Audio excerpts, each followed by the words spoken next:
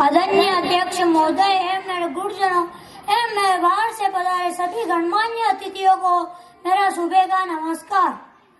मैं आपके सामने एक गीत प्रस्तुत करना चाहता हूँ, जिसमें कोई गलती हो तो मुझे छोटा भाई समझकर माफ करें।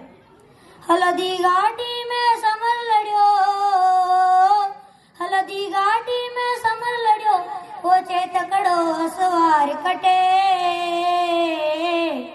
मायण थारो वो पूत कटे, वो एक लिंग दीवान कटे, महाराणा प्रताप कटे।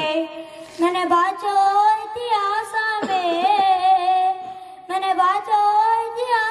में मायण नेड़ा पूत जण्या, थलपान लजायो नी तारो, थलपान लजायो नी तारो, रणधीरावे सरदार बण्या।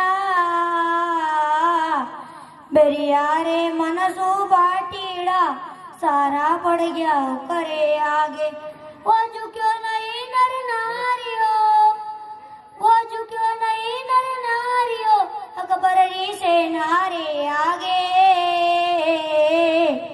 हिंदवा सूरज में वाड़ी रतन, वो महाराणा प्रताप कटे, वो महाराणा प्रताप कटे। महाराणा प्रताप की जय।